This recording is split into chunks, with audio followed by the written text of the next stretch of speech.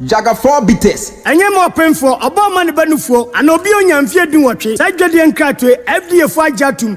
Bohobio wetie fia no pa akosi awia Bohobio ensemo a esisi Ghana ha sei ye do bonkrata de baye ne esisi miemia ya esese ye tiumu na hu se ne esi akwakosie Bohobio eno ni dwumadi a ye tena se ewo Hello 101.5 FM edwada ene ukuada bia enwumre no ngotwe kase bonachi ekosi nondu ebra Samson Kwame Nyameche chef waginadwa no de ebrewo Bohobio eyamanyo semu dwumadi a eboa ma oti Ghana manyo semu asepa Bohobio ye boho amwati ase no hu ne ekoso Ghana se ne be ya hu si gina hu be hu se ne obesi afa Bohobio omanchechire ye nya ba akofo asem ye nyina yasem enu nti ena me se edwoda we ni ukuada bia kame ho na ye ntie Bohobio ewo Hello 101.5 FM ebra Samson Kwame Nyameche ene na badwafo atenase Bohobio eye Bohobio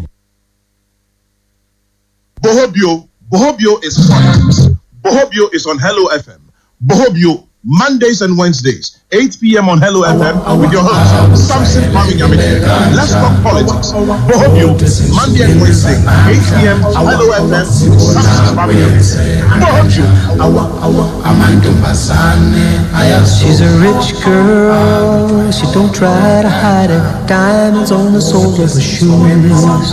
He's a poor boy, empty as a pocket with nothing to lose. Sing ta-na-na, ta-na-na. She got diamonds on the soles of her shoes. Ta-na-na, ta-na-na. She got diamonds on the soles of her shoes. Diamonds on the soles of her shoes. Diamonds on the soles of her shoes. Diamonds on the soles of her shoes. Diamonds on the soles of her shoes. Hello, 101.5 FM Sunni. It's time to talk politics. Simano wache apa no wache ho. Bohobium brason. Ebe bohobium edi amount. Mayana say ansana commander. Eni abeja fa so matwaso. Jaga 4 bitters. Ayensa esansu ye drew. Jaga 4 bitters. Tabia Company Limited 4 and ayensa pain. Wọ́n si emfanto anim se opeso no msa Jaga 4 bitters opeso no madura Jaga 4 bitters ebo ba ko a ekum no ma mienu eno no we yanka se nu brani hama ene ye de afa emfidi mu ene ye de ayesa Jaga 4 bitters yi eyensa edru ne atie ne se why de bi etete wo no opensa no mu a no anom Jaga 4 bitters esanse ani ji a wo pe no ebema wo na asanso so asa ho yade wow sisi eyo ya unhu ni awonye ho no mekamfo Jaga 4 bitters e di amount obi ntumi ntena obi ntumi nkoto ogina ho abobo gisebre bia no oda ho nso a na honam nso no wachi ya oya obehia Jaga 4 bitters aha no be free wa ma ho ato bema premature ejaculation yade ani die dekro mu nanso obi ampa ni mu ahwe no bema sisi anu wawie odi ye ni Jaga 4 bitters ebeboa amwatumi etukwan na chepa ansa na waduru eno achi no koko hawadwen obi embomu a asensuo na ebeto sabio mpanyim animu a uja anan ya moja edi akire ani ade oyembobom kukuru asensuo na ebeto wodi eni Jaga 4 bitters bema wa yemrempem oba wo enam yade eni oba watinka atiko oba abosome so a wonsuso oti yawo na afi niama ntimi nkoyi ma abosome mu no obehia Jaga 4 bitters afi wonsuso wontumi ndidi obehia Jaga 4 bitters eka na imre bi atwam na mpani se wonsa damu a eninyawo sisi sa wonsa damu a yeninyawo no sa abene atwam dadaada wonsa dam na woni a ye be yiwinsa atafre ho ato nchen ba bi na edi na ato ho na ohwe misra wo yoba na wafa fruit ya atwen o ma baby no fo atwen unyanya 18 years atwen onom sanom nka krakra boni se drink responsibly and what no Special Ice Company Limited adin super buy specialized mineral water pipacho open sia non penso your program bia mpiso a eye kama package ni nice inso ye super da special insu and afinsu ye was special drinks eka ho and ye was special energy special fine time special apple special cola special grapes, special cocktail, special tangerine. Ningina kuchim kranza oboase kwanya so ne benye bie. Obetimi afre yo na ya bonkomo 0501 301 228 0501 301 Aboafa wo se yemfa bohobium ensom unity for enanwumre eni entimpa choko swama afidie no na ha na the commanding commander ani abija for transit bohobium atwaso kodwa sinsukwiniza namhla awa sibona kwenzeka kanjani awa amantombazane ayazo. She's a rich girl, she don't try to hide it. Diamonds on the soles of her shoes. He's a poor boy, empty as a pocket with nothing to lose. Sing ta-na-na, ta-na-na. She got diamonds on the soles of her shoes. Ta-na-na, ta-na-na. She got diamonds on the soles of her shoes. Diamonds on the soles of her shoes. Diamonds on the soles of her shoes. You know, yes, I have the power to do it. But the president acts on the authority, not only on the authority, on the advice of the National Security Council. And as at now, this moment, the National Security Council believes that we can win the fight against Galamsey without a state of emergency. I want to assure you that the day they advise me otherwise, that, boss, now we need a state of emergency, I will not hesitate in declaring a state of emergency. But we do still think that we have the powers to be able to win this fight. And as we deploy more troops and we apply more resources to the fight, I'm sure that gradually we'll begin to see that we're winning the fight. My country, Ghana, remains steadfast in its pursuit of gender equality and the empowerment of our women. Under my leadership and in my capacity as the African Union champion for gender and women's empowerment, the government of Ghana has continued to take decisive steps to mainstream gender across our national development policies. We've achieved historic milestones, including the election of Ghana's first female vice president and the unprecedented appointment of women to leadership positions in government, the judiciary. Hello. 101.5 FM. Yeah, music. The party don't stop. Here we go. Gets got more. We say to the NDC government, stop the harassment of the opposition. Mr. Speaker, a tribunal that can be turned on political opponent does not exist in isolation. It sits alongside a pattern this minority has watched grow all year. And we cannot leave this chamber this evening without naming it plainly. Members of the New Patriotic Party, including MPs from the minority, have been maliciously targeted and harassed simply for holding different views using the investigative and prosecutorial powers of the state. We say without apology that this is both dangerous and wrong. A government that fears its critics has already told us something horrifying about itself. It is inflicting a new culture of silence on this nation. Mr. Speaker and colleagues, we also place on record a shocking string of doubtful judicial decisions that has emerged in recent times. Taken together, they appear to suggest that there is one set of justice for the friends and cronies of this government and another altogether harsher. Adolfo, era hutimisu. Yewu, deja die bedie. Skebenya bia na kototai. Yebenya bia wa ni ade kotoe. Deja ni ejina. Awurade na kopon. Muhu ya mabo Adolfo ya bre. Ya bre aba ye bawo Adolfo wo. Ye mienem tam ye to abewie na fo ne ba fom. Oh. Boy pa bi wadu be adwuma obeti petro beju sesi no ben kakra to ade atwefisi ani na se kodifo anu.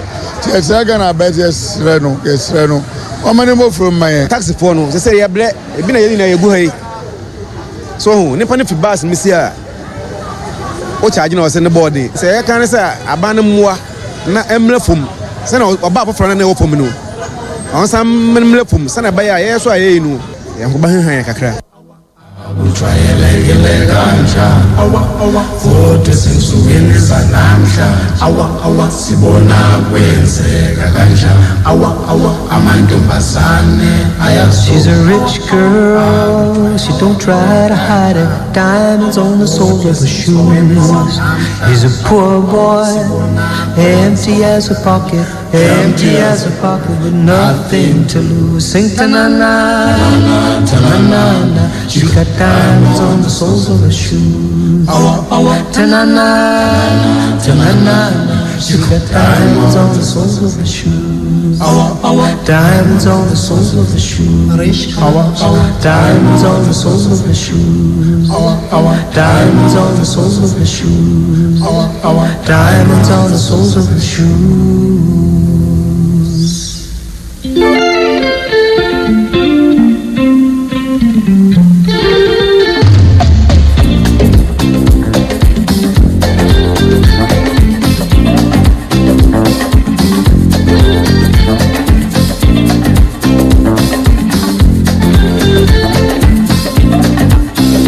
Asida kese nkoma wo fire wasmani. Diamonds on the soles of her shoes. Wono enedi manim kan. Sabi waton ye nema ni nyina de amayen. DJ Mark June. Diamonds on the soles. Wono so make yes live on Facebook. Heading to bet me join live on Facebook on this edition of Bohobio Monday, August 3rd, 2026. Happy New Month. The name is Dr. Enoka Champon, a senior lecturer KNUST, a member of the MPP communications team. Say doc who paper na mashishena ubejamo pa. Why a senior lecturer, a member of the NDC communications team. Na doc awusu nitisa intimetwem.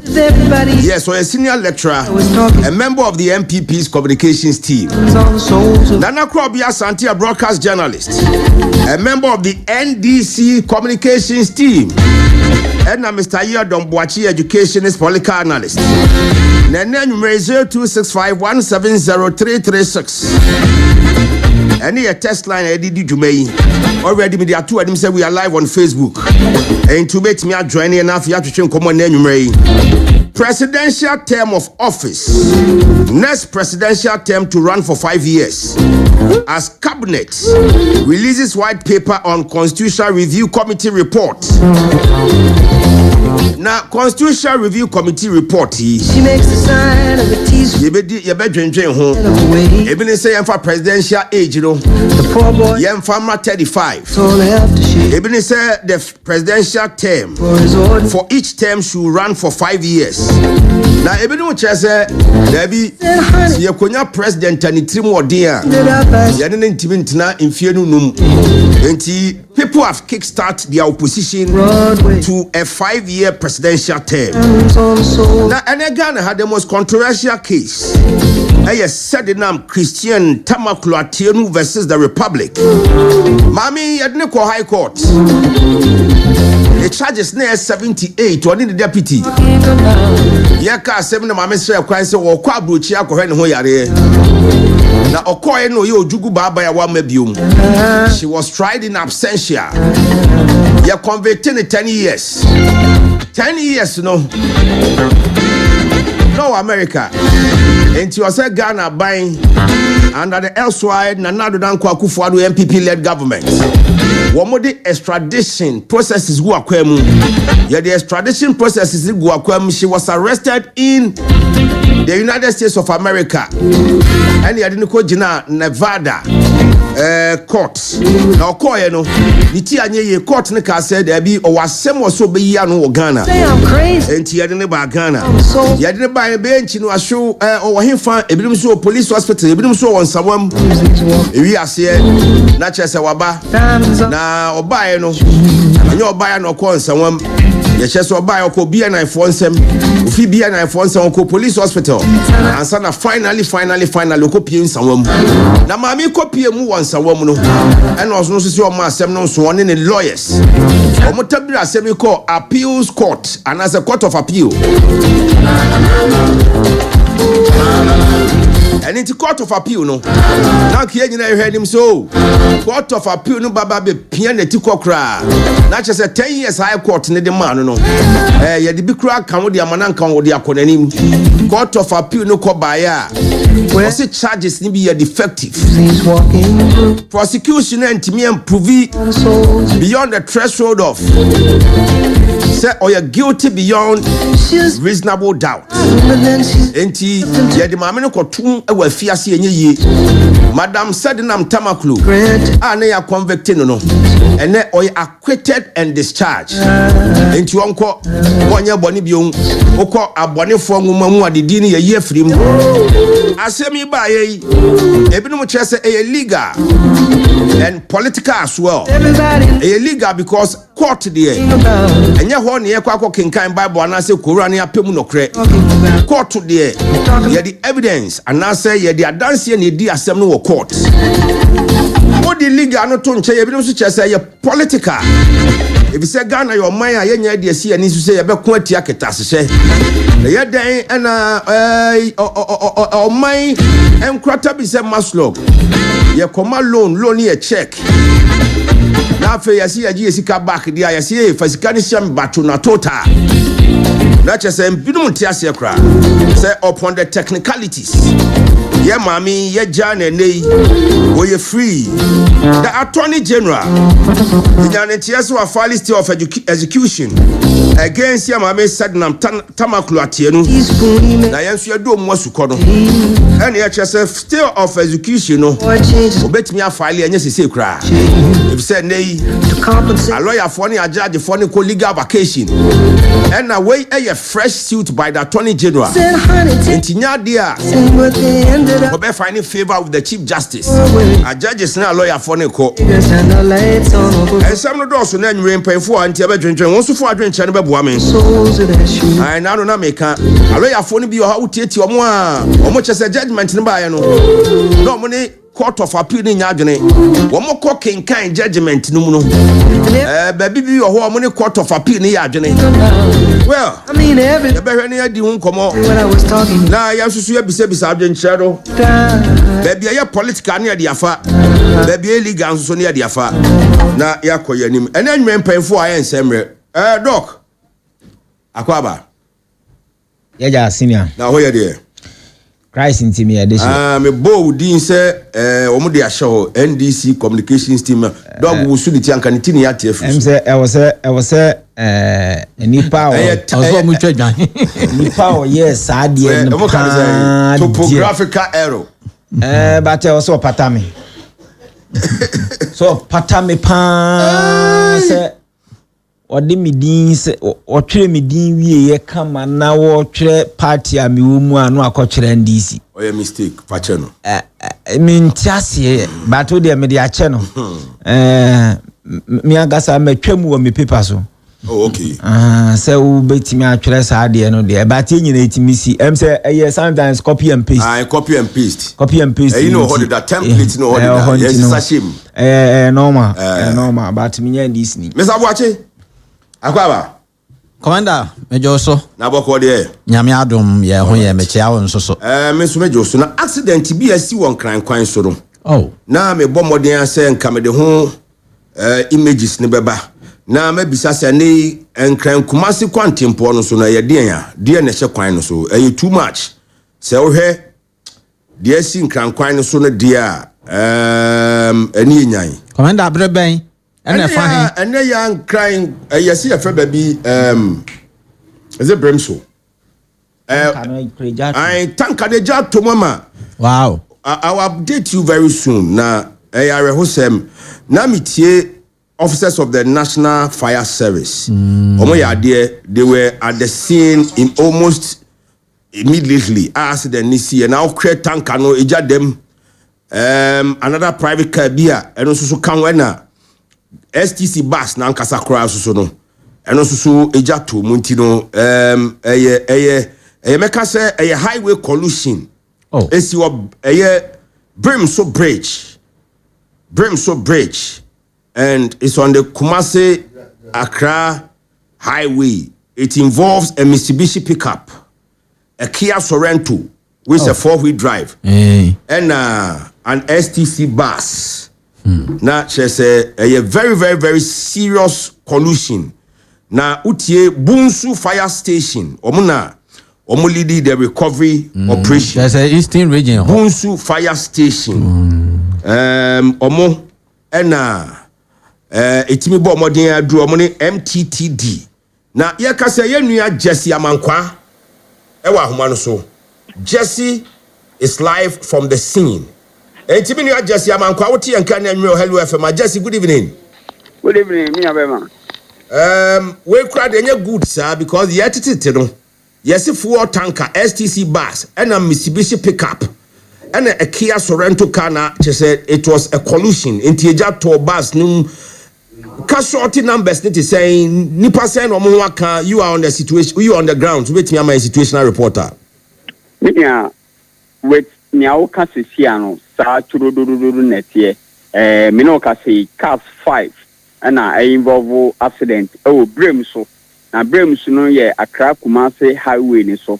Accra ufisu hum odi weni atre eye densu no anase bunsu no bridge bi wo ho.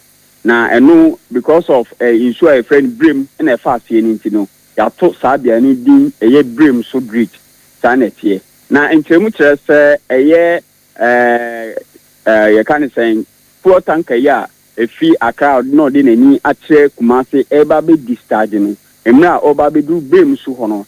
Esan emika tente ya na kakra wom no. Nana hono so sane kakra nti no dremika tente kakra nti imra odu STC bus no pe no yese oyo overtake na kanana na ni bo eye Kia Sorento no so oye no ho hwe enye danse odi twi Kia Sorento no so a omini koto eye amenanim emini koto musa no because of insuo ni abo mu nti no tomu ana explode ye nti edi Japan na eba nti jane ba no ema STC bus no nipa ewo ehu bon ema omu nyina de omtimi edwane eje omkra enkwa but nya nipa nyenu ano omu ekura eye fuel tanker ne de kananana omefi atiasefo asase so meche driver no eni mate na omu kura eye fuel tanker no de amunu mu ho na oja no explode sana ehye won enu mu nso eye nya no kura Kia Sorento no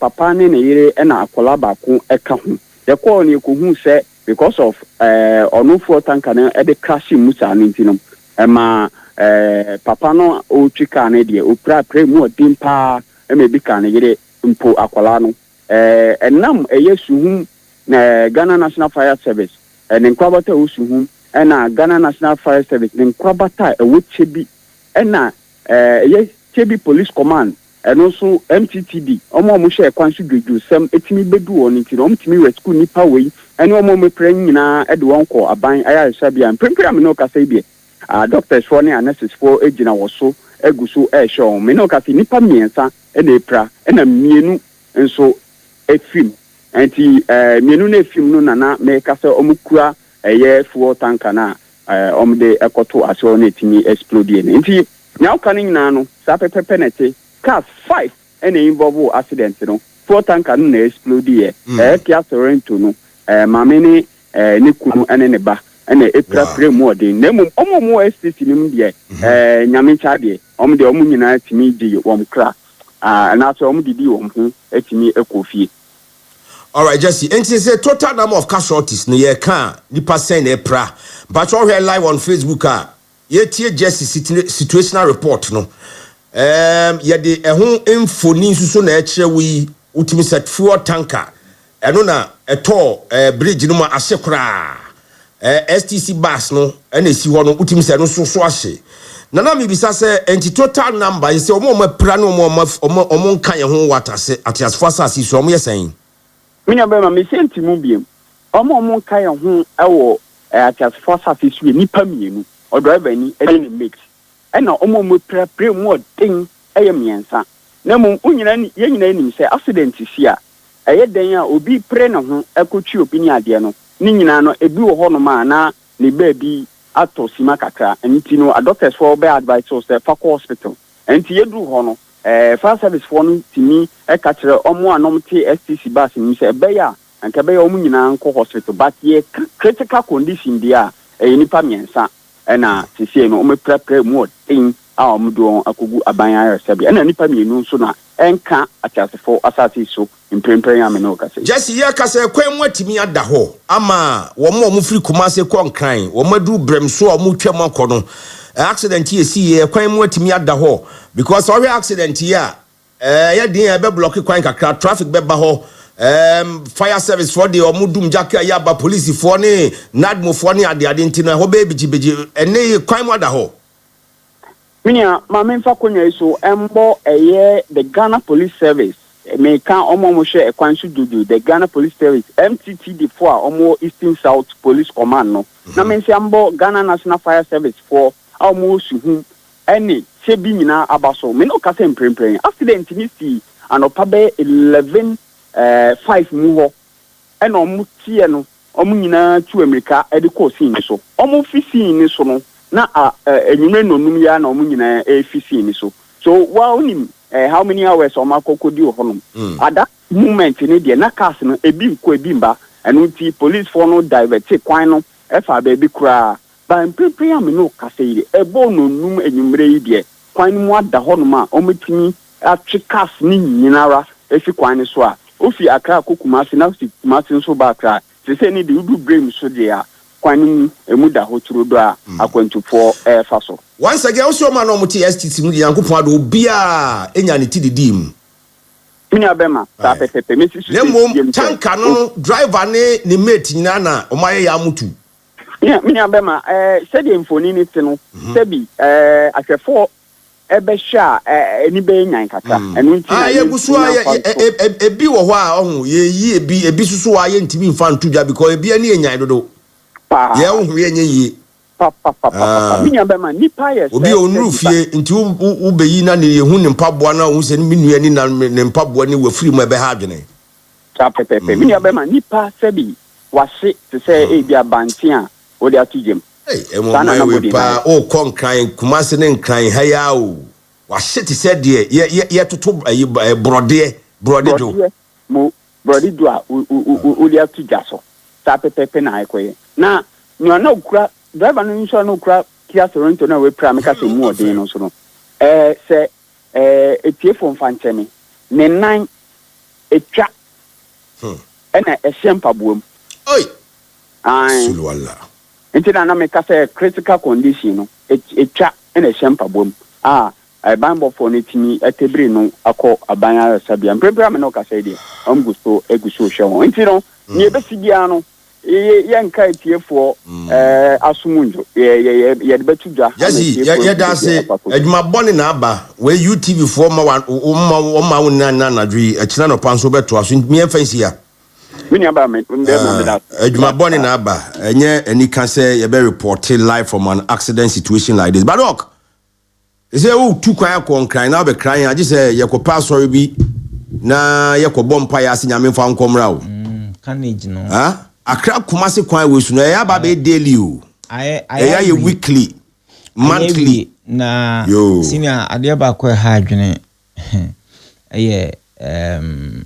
said ye kwan na siaye ni politician sa no easy disaster sometimes you see last year by this time ya in kayeti for ya asen say August muse ya na say July mo na o ka helicopter no ha adwene say obi hu se nipa ahyepan this year disaster no this year yanka say disaster na doso say Accra dey pa hwe de we ensu no isi ye pan aftermath of we you can say flag ensu no efu ye mu but Accra Kumase road there you and I know say it's been a death trap and you must find answers to it. Senior ade ba. Why there be any pen me metranya lamentations o. Eno ne ade ba ko ha me. Hello sa bypass na aban Ghana aban disika akohyem. O maye duru certain level bia. Sa bia. Na nkokofo bi ye hu demonstration. Ya bandana ye se ye koye expressway. Isi ntie nkosi da be expressway no so kra anye se wo wie na animanimu ya o. Nti enkosi dabe me de na ka me madwene mu ne say the two should run concurrently. Government is a continuum to project fine, but ne wa beto a ne wa beto a predecessor atwa so the two should run concurrently. Yes, and tisa wo your project na we no pass na ye dey. Hey, Master. I don't know menti asie no so wetimi ejai eno ato se wo koye express road. Fair. Now be fa wiem. Now nam kwan we so. Now nya maya oye no ma they cannot be okay that. Yes, because the cost no there and e ba na acquire politics because the cost say see yeah accident see much number the in politics. And I me be kan accident see any party color much number and any political party I will join. When you accident awenya obi otu kwan found so whether NPPO, NDCO, DCPPO whatever ye besre say President Mahama ne naban MPP ye bypass ne duru baby last time me call Osiem Eastern Region me call Osiem ko supervise wo nursing training college exams ye ba na ye duru e kwan ne finfin baby asofu bi asi na sori dan ho no no baby enom so ye betimi awuram afa anyinam ni ma be chiri sa yes ayefa ho no mo se de make se ya ne abetie si anyinam chronic enfin na busa se no so ade yemfa ho fa na se da bi o me more times ya ye town na front line na o say nje si ani aduntime na busa no so sa bypass we na omo ya astole no na say no this one dear because o hwe ba bi a ye fa ye pa akoduru anyina machi sesie ni etwa ho ni nyina guye na abaya base wo ye expressway eye but won timi abandon way enkosi da benti e bedru time a wo be wie expressway no na enipa a o mahwere o mo nkwa e wo saa e kwa we so no na senior wonim say time a me ko university na those days ye makwan a by 3.5 hours no do Accra right usima homachi that tana nipa noso na noso baby ayi omo ye books yi company minim say if I'm permitted that approaches baby omo si omo down of me so ano sabre nya na ho nyina ye nguram ye duram say na nti ho pa na besi dan ahye nguram say ene oduru ho no ma approaches dan no esifie enti say ye ka say na adenti na first ni akotere ene cast na doso human activity na emo adoso anyway enti we dey mesre say see ayi expressway no ofa sewua awioma omo akodi marketi eho ba bi say eho na ebefa na hwe nkofo pa dan ya twere ho enya dan ko a manfo koku afuo ni ade manfo nsa say some of them are economic farms into no area compensation won sem beba edan a ya twere ho pa se ebebu agu enya asem ketwa yebebu nso a me compensation beba so a compensation hwa na ama dabi we dey compensation ma wo be dey ebu aye kwan no kobia ani anka ne mu wentu adwenem me sira mo expressway amanfo ani bre na amanfo koku afu amanfo ani abre pa omo mane run ko keren sanye sa ya Accra Kumasi kwan anke esi we mami nti we on the carnage on Accra Kumasi na yo munia me ajubio amintia me regional chairman Augustus Andrews na mintia me regional minister na mintia honorable Rokopoku na mi angasa so me ko election bio okay as a constituency executive member right ejusu enti ejusu fo a omo etimi nyina me fa kwanya we so abo mo betira kase asum party na kakra bibi ko ejusu as a branch chairman no constituency executive member okay also main chairman secretary one ho any executive member position constituency executive member position almost it was omina come any elected na come na yenya elected there but no come na 18 or 19 right inti well noted we are going to market you fine say because say yani mo na ye adwuma no nti the opa bibia kokotako Hello FM enya na bro na me dey adewa ko say I just want to serve Yes, it's can be any constituency where also I just say but I just want to serve my people. Young accident no so. Say me 1 minute. My assemblyman of repay. 4 years until I just learned in pattern the only the impact. The impact that I made to my assemblyman, yes. And I want to come in and do more. And Miriam, me I just so cry. Let me say this. Me mami o me anti echa. So me kan say me konkret bia na to na dwendwe. Say me wo bi say me ni bi. My mom will always prefer say me for flight. Okay. And this me nya tena bus mo a. This woman will not let me have peace. What do he? And then say okay. What do he? Involve me yere cross ah. Involve me na fofo bi cross ah. What do he? And I'm doing that. Hello, and I drive on a parky, and I'm showing you. And I'm na car na economy me take care. Me show me but that's the nature of Accra Kumasi nowadays. Na bunti. O ka se show me yes e bia. Me news e bia car na e da na e fa house e dey yo. Car na say wotimo. Wotim dey. And you ni areye bia. Just that empire na obebo say. Awrade be hu mo no do akwakodura sondwem. Right. And the bia me can say and I keep saying this, and on a man flight, no, as but if the demand is there, why not? Exactly. Demand and supply. Because the demand is there. Me no can say, yeah, so I can be refi me also became a PTA chairman of secondary school, Ghana STEM. I was a Rihanna. Me financial secretary to be with you, and I was sending message with you, Robert Riabua. Okay. But I'm na minkas why idea. Bohobio On for the ono ma. Yani start ma hakra na no ma. Nti me chia ni me executive secretary na me to aso minia. Enkran Kumasi on aye so deaf trapper. Bibie no we ase ne say. I'm telling you. Bibie no we ase a aye so dangerous. Aye enkran Kumasi. Ya kwaba o.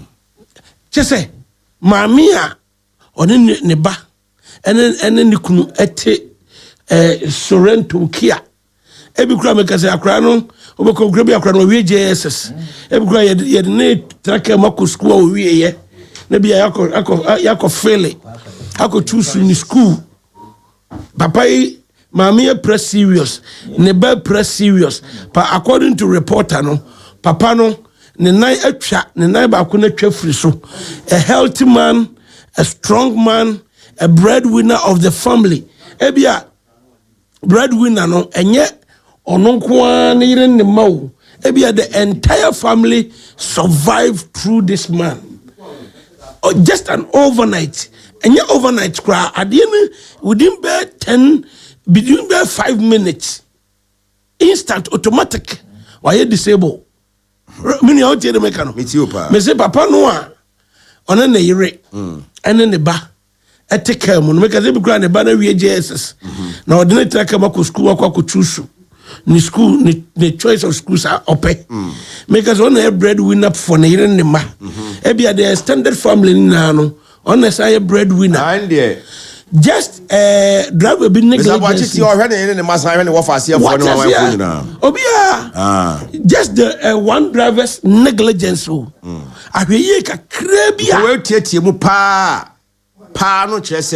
Tanker driver no along the way you overtake him be now. What I see let me see a fire service for say just driver be negligence papa no automatically obey disable ebrebi Hello, MPP.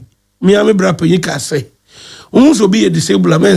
Of course. Because the next second you can be the next disabled person. No, or must story be send the driver. Then be other driver who disabled for crowds be an reaction be no. I say, hey, madam, for be careful now. And you'll be an a person you will be. Was it the driver and a class or couldn't free central region baby? Driver yakwa mother. Wow, Frebia when you now yare. I'm imagine to hospital for Adana Bubuani. So on quite the wire. Cabot with the wash your home. Baby me unti obi a strong healthy man like that. Instant wire. A normal accident. Ayana make person me catch successive government. Me NDC ni. Na de bia me kase a kwaya ye enkran kwan. Kumase ne enkran. express road me pesa na MPP for the politics am me call bebre enya adebone na mom ebia it's a matter of priority and okra wo ka say aban onye ne mienu concurrently let me state on this platform say successive government so omunyina afeli won kra ne kumase. Okay. I am saying that with the strongest of conviction say omampanyini kofo etwa ahomam start ye and omampanyini nya 8 years yewura ma Mills and Hello FM also ebenya 8 years and yewura Kufuado and Dr. Baumi also ebenya 8 years and yewura Mahama Saba 1 year onyantwa wi enti 1 year by has a 4-year term. Yes, and to putu omampanyini 8 year yewura Mahama ne yewura Mills also 8-16 Nana Kufuado 8-24 Fourth Republic. Oh yes, into the infant say yeah the Yewura Mahama 1 year 7 months putting them together 25 years 7 months. Say and can come say 162 kilometers and I say abai bi abaye and yewura omampanyini Kufuo cast okay bia ono kro otwa homom start ye no never say bia ka bia 1 term no okofie and the infant so ba no say wo ye 40 kilometers or to no boy ye pa and now wo ye 50 kilometers no what ten say free home yewura Mahama ne yewura Mills ba no so be ye 50 kilometers and no mti wo say free home and na yewura Kufuado ne Dr. Baumia e be ye 50 kilometers aka kwan no aka and the Aquarius still remains a death trap. And do you know why? Now the Joshua Company Limited, I'm your PRO. Baby Pona, yes, ya crano. I hope what came one can't galopise ya a dead will crown swa. Now the more scary and they say, Kaba could appear air bano. Omina ebia do free, many tente swabano, nile nimuna ye. And they just said you're only free. Mimi ha face no ne onye and was what this speed bar na obeswevo awoswevo putos na wahano no waswevo ko wo lenim the air face ni lenim na wo ben na watwa ko ne dim ekwan eni scared be full aluplate da bi ase nam so ani. All right kwabia wakomatimi tunti woni media de make say tanker driver and the driver and mate o mafrim awrade fa omokra ensie and from Sudia be a buyer, a radin form of class in Mobo. Minia, me bra, and then the Yerea, and then the bam, it was a more fast. Sebema bia, unia baba your offers, or unia bema by your back. And tea almost so, a sonia me say, I answer be a biomoda, a radin saw moyarie. Na fee, a mom who by no moment were den for cry. All right. Now fee, I STC for 1 day. Radio du mo fufie to be akoni fie a monko ye pese munkunya onna radio ase nka de radio aye Mr. Wache Accra Kumasi de aya na aye Commander aye ara hosem nti ye be kan ne se asafo brade emfa onuma madam me channel was the best friend the best presenter no that was any message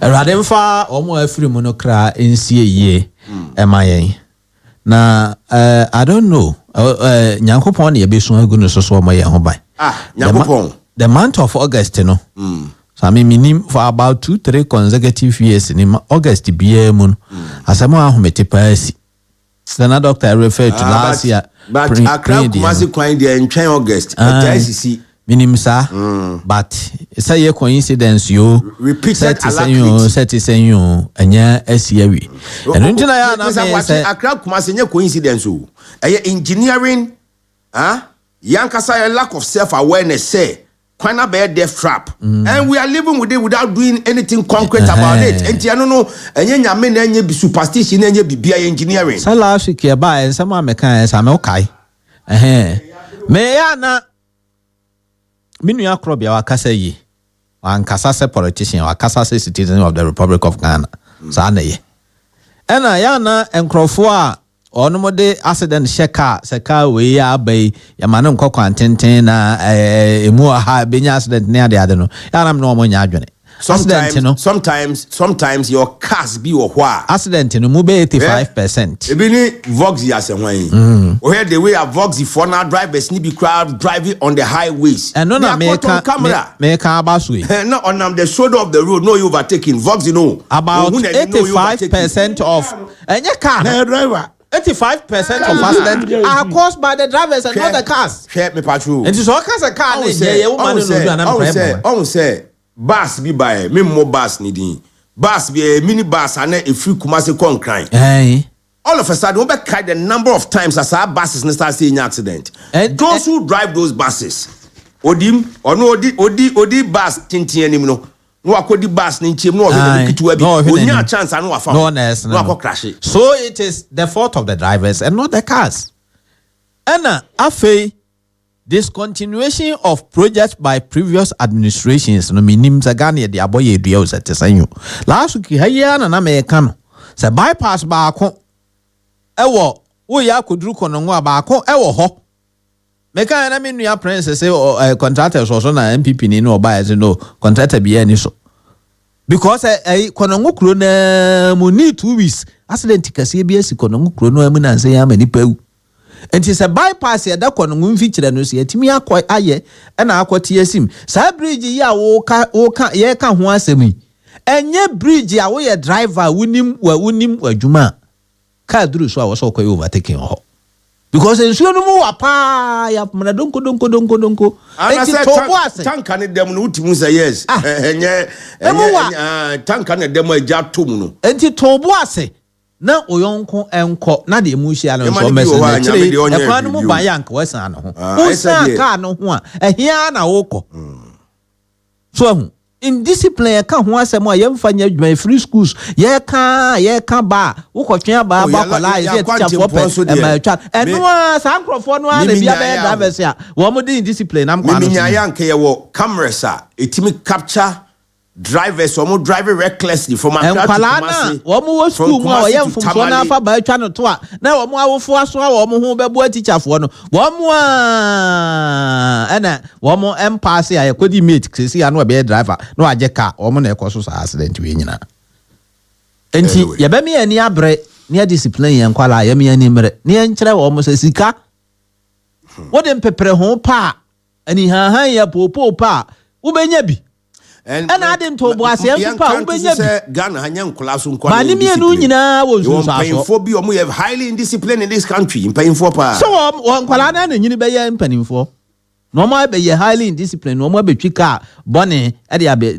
fa accident ya be so aye so ama nipa ahwere wo mo nkwa nipa da sani a wasore anopa kra na busu ya me kwa aba wa hye ada ne nso efe anyway Bamucho Tinyame former currency. Say yeah bypass ni wie ansa na ye kwa expressway ni so a enka bia just maybe e bia nka bitimi aye bi kakra. More other people mo fa nche me hu. Me pese e share with order number 2. Topic number 2 on the other paper. Na ye ba ya behave the presidential term.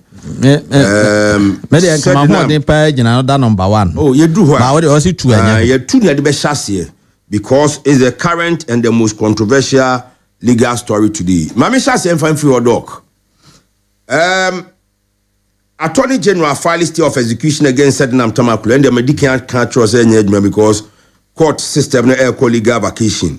Na omo say case we Attorney General filing a fresh case into Enyadia normally entertain within the legal calendar. Now, Mame Shasi and free Hodia, you heard the decision of the Court of Appeal to acquit Madam Sednam Tamakulu, both the legal and the political side. Legal because a court and a Court of Appeal, no, I share the legal facts and evidence before it. And also, my uncle, no so, and they political because your Maya Kuetia Ketas, then a cast now your cotoy and a big woo, na dear Ben, a den or batam, Passicano, now you check a Kodanisika, a Kodu Batuna Totani among others. I mean, Shafts in free, legal and political. Senior Medasi, Mefakonya, so Nyakoya Bakmanin Kancha, Mamincha, Mikru Madansia Soka. Okay. District, Ubibia Jaconia and Numbe. Na utie o Hello FM Yabecha na nyumre ade ba akwa eya na me ba me kan se na ye bu ha me bukro ni bidin omo ukọ down na obi hia na oba akizi ukọ na obukro we unya umomi mi kro ndi nyina di na da che ho asem de me kan ne sa me cha dance asokwa district fo nyina nyesa okay enya ne oboye bi mu afirim ti ne chi omo nyina blanket me nya asem ti me cha obi bia o district ma o he e wutie na nwumre blanket greetings no senior asem we die me from day one na me say enya ade a scripted unim de ntia me kasa said the name tamaklu nyo no nkwan ye convictee no on Daniel Laxim me ba cho no we Daniel Laxim is on bail ono so cause ono de wantimi anwane on na ha to be fair me ntimi nkase wantimi anwane ono de no wo ha wantimi antu kwan okase wantimi anwane na che say wantimi antu kwan nti ono he was convicted one kaso so obetu kwan nti ono case he was convicted no wo ha yes he was convicted eno o survey period na MPP what abemu no e wo prison yeah NDC wini power na no file appeal o file ya no mo grant man no nti we na ase sinanye nwanwa because nipa ono no omo kura no wa ha omo convict na no serving a term NDC ba ya eno file busa ho se adenti na NDC ba ya ansa na o file adenti na senior otwen ya ma yeyi chief justice ansa na o file these are issues e was nyina ebisa ye ho na mi medin kan ka se ye chechere o man na ye pese ye ko ketase sha decisions bi o hono ma aban utekia nya wo ye ne se wo embodin enkofo wa bam any opponent because o set precedent at all na wo kire kwan se daachi bi se won so koye bibi kura na ye a ekwan wei e na obetimi afa so hwe attorney general ya also wako file for stay or DNDA enya attorney general na ba power from 2025 ebesi sabre ne party fu anu omo standard trial nyina wako file nolly prosecute ja omo kwabena dufo Atoforsen Richard Jakpa okay all the others there say Bank of Ghana government Dr. Siama. He was standing trial Dr. Siama omwa ayi cocoa board case no so omwa no mu wo mu nyina cocoa board so kai cocoa board Dr. Bia no confirm no chia Dr. Puni omu nyina they were all standing trial Snit Ernest Thompson omu nyina they were all standing trial Attorney General Baya of filing nolly prosecute say asem no wonye interested bio ema ye jawo mu nyina papa ba akokra de yeso ntua 40 na 46 said I think that's Dr. Dufour restitution to the state he o set sa president we a na make am sika bi nchin sika bi senior say yesi ye be kon keta asehye near to proyasia yen set some of this precedent and they said the why yen say o kan kire ebia opposition say me do court near jeliu na se wa ban ba ana se o ye legal gymnastics adjournment na change of government ba then my city president na to so ye dey o file for nolly prosecute o man ye koya na se ye bai sikana yesi are you saying that MPP musubu ba na mo betu cases be are you also going to go the same way president na to that is my worry and I when me beside if it is your worry musubu ba I can predict musubu ba mbesa I can predict oh shabo se musubu ba mbesa I can predict yemfa sanso nchechire o man utase e basa o man no na ye de ye kwa opinion because sika yes say sanko for no anya say bia abegu omu botomu ba e bia omu decision bi ene o mana mo ntuo bi omu tu ye ntino ama o man na boka ane o man ne de na fa emra kwan so ade na attorney general wo kohwe nyame anim ayi sagra media kra ne ka ho Collins Dauda omu nyina wa how many cases ene o file jai omu nyina ye den and I said all of a sudden said nam tamaklo ba Ghana oba ye say whether prison or house arrest or yare why say I said hu say the Nico prison within a fair file for appeal. These are all scripted because you see the attorney general aye in the pastor. There is no way say we obekwa just for the optics.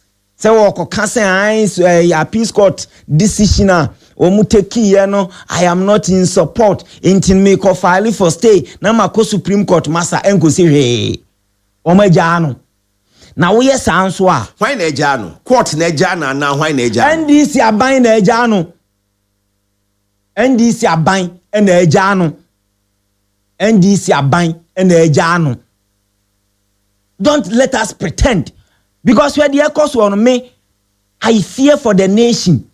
Because your resources are any pansem no yes set a precedent aman call for the leeway say me ye kra na de me kona aban sesan de atie bia no menya me ho adi oman a yenye 69 years asenka aban adwuma kra ke akọ pension 9 years ago na he ne eko bibia ba se Ghana akoye say so obi pe boni bi adia means when it comes to some of these issues I am discussing too much of politics se so obi pe boni adi o man mu a ade o person ya answer obekwa ko hide behind NPP and NDC e ba ne aka hwete sam no afa ne ho adi na nkadi enti e na wo hwe said the stories are koya yes cars gu baby okotoye phones okoto phone no 100 series anu abeto ama aban 400 series kantamanto eja she victims say sika no come me tie former attorney general a deputy attorney general honorable Penka he was on one of the sister stations in Accra na wo hwe wo say time omode evidence ne bre no nim say bia enya no kore. But call the merit of the case. No, say no. Say it me sesika. Egu Ghana must go mu. Ye de gu kema ko share obi of filling station. Yes if egu we mu ko. Hey Ghana. Nani nyina echi. Oko. But what kind judgment of the case of the at the court of appeal? Menkan ye. Okay. Any enquiry. Menkan ye. But the point is that senior because my minister deny some of these things. Ada na when deny or high court. No adwane. Enti you see me dey me say on senior decisions bi wo ho. Na say wo ye aban. Na ye de on to me e hye wonsa as part of your responsibility on the social contract. Who taking decisions be say on the suffer in the long run. Because attorney general we decision what take in the past a set a bad precedent as on mine say senior I am telling you say precedent atwasu nyina the end result is that it's going to embolden some miscreants both in opposition and in government now to misbehave because when him says we misbehave cry said there case ni ba ye be ya na ye politics sika of fire no de ko ye wi no man no ye ko IMF ni ye ko sere sika how much of loans ni ye ko euros say na ya ni ye ko euro bonds ni ade ye ko je we do all these things hwe tax ye tua as omanma ye wi na kwabrane efe sika na because owo access to political support ne wenti ni aye sana case na ye basa no mind ni sika na she we are not able to retrieve anything enye punitive enough ye ba na de aye politics we can na we yaka we can no at the end of the day o mind na ebre anakeki ayi senior meboa yes o mind bre na case we no lessons, so many lessons for this country. So many, it be a political, it be a investigative, it be a prosecutorial. Because se me odi me kojina court here. Now me can say signature when you me there. Me say it should be the end of the matter. Yes. Because the idea of forensics yes. Or signature, Dr. Inoka Champon or signature can be proven. Say where you there. Yes. Krobia signature and handwriting can be proven. Okay, it's a different because oh, and signature no. Now you jana sa. And then investigators and prosecutors, what were they thinking? Until the name case we know, pregnant with a whole lot. I will say, oh minus your baby from her. Case we or can say will be anybody who. They must say the grounds to show say the panny the bonino and anyhow. Because the cars indeed, now cars be some AVM. Cars no one a cover by at what yes, a cantamanto. Fire victims. See, the court of appeal was like, Omuntimi depending on the Iyoko or investigators' offensive statement. And what they were expecting is Anka investigators no who have gone a bit further to the victims. Oh, the mature no. And the way we do. Masa, Ghana senior me raho because you see on mine na enyunu. Of course. Na on mine yam fa say nchichire on mine. Me worry no and I have been consistent from day one. Say me senior, say me party ni. Yes say unya position. Hello FM. Bia uteki ye no. Ama on mine na hwiri sika. Enti ade uko gina court. You have your day. If indeed, look, me see me my worries. My worries. Yeah, investigators near Juma Ibn Moyano. Ya public officers be this car. Na investigators be edmo manyenti o ma fa ho no mo de ko. On the metro no. Mami letter or the receive 500,000 Ghana cedis ne back no. O say anya ne signature. Letter no Troy. And my point is, you call a bit further. Uko see idea. Yet me determine obi a signature. Why wasn't that done? It is a judgment of the court of appeal. Now that two nema be honi ejuma bi ankrofobia organa ha. It tells me say obi betime di o mani dream. But obi nye ejuma ye nti obefa ho akọ. At the time now more prosecuting or high court no. Okaka say signatures na nyane dia. Oh yes, at the high court she said she's not the author of that signature. She's not sure she's the author of that. Case ne course no free o man ma wa ma biu. You see, name me worry na sa attorney general say wa file we na see. I'm not a prophet.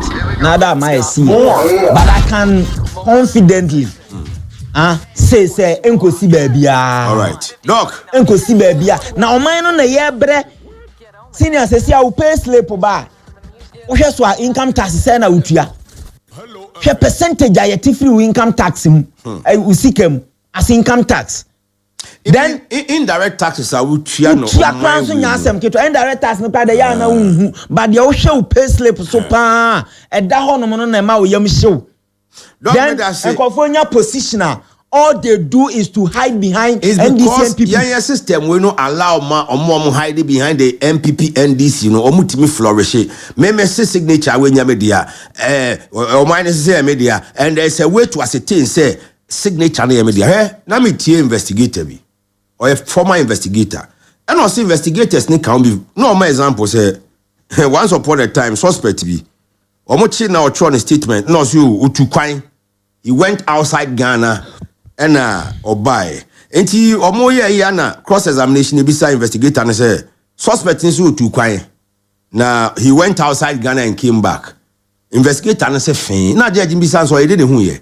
Also it is in his statement that he went outside and came back. Now we miss passport and hwene. And travel itinerary did you go to the airport to go and check in and out and the investigator was depending on suspect no asemo statement. And sometimes attorney general medicine me nuanu mabamu no. Attorney general we there the decisions are what take na wo free wo mu nyina wo ko file for null prosecutor. Now line up opponent nyina say we do almost so kokota. Sikabi chen sikabi. Okay. What are you telling others almost so observing? Now we ja unkofo nyina ntino. in senior what jai NDC for oba no mu gina try nyina adena said nam sama for decision no obi say to forcing any Richard Jakpase ambo because they have won a case at the court of appeal and Omani say onye satisfied into Omani airco a federal at the Supreme Court for appeal. Why don't you allow it to go and be exhausted? Anyway, doc. Say yeah. Aba sesi party for nyina waja o na said nam na wo say yanya said nam on the court of appeal judgment no or very strong case me in Canada to force madam omo oja omo ni nyina no omo de omo emoja foforo na wo mba said nam yes scripted omo me anwene ye ho no oman na ebre dog me da se message about Bohobio Jagri Solomon say good evening commander from Kunsu. The current NDC government is doing a wonderful job. The system is now working gradually. Osiochia polling station executive Samuel Hafano Southwest constituency, they should do me a favor in the coming elections. They should vote for me as their communications officer. Enti Jagri Solomon or a regular tester Bohobio or communications officer ewo Ahafuano Southwest constituency Mr. Momonto Abademano na Jagri Mutu Abademana obetimi abo adwuma no Lawrence Boache ewo Asenua no sesame. Please, in your own opinion, do you accept the acquittal and discharge of Sednam Tamaklu? Wontumi must be freed if Ationo is a free person after squandering the state purse. Regards to the incoming regional first vice chairman, Honorable Kwabena Century. Then I pray I'm watching you live from Anuemo. By God, I am so sad today because of 5 accidents, 5 cars. God should protect Ghana from accidents. Ochia Dr. Mahmoud Baumiana Fe Asantiman Kuka. And I Kojo Ewo Kunsu Kojo Krum and say after 69 years of independence, there's no better rules in Ghana. Only corruption, stealing in Kwa. Co-creating Wakukwa Mono say President Mahama and the NDC have failed Ghanaians woefully. Look at how fuel prices have gone up. And the failed fight against Galamsey, Ochiane Dora. Baraski was a member of the MPP Media Patriots, also command that the carnage on the Accra Kumasi Highway is becoming one too many, of which I agree. Or say that's why the commuters and some of us prefer that the government should take a second look on the bypass routes immediately rather than the express route. Also, we are not safe. Or Chairman Akins, Ashanti Regional Second Vice Hopeful. And upon Louis say, good evening, Commander. Watching you live from Crow from. Or say accident in Ghana now. Or say accident in Ghana is a worry. Now, Ochiana Nakrobia all the other members of the panel. Or Sanchia Nanakwesi Andrews, the chairman of the NDC in the Ashanti region. Dr. Frank Amwakohene Kenzuba, Wefi CJ Louis, the grassroots commander of the NDC. Good evening to you, Mr. Asaribidi Akunwa Bedco Company Limited, live or say or hey and then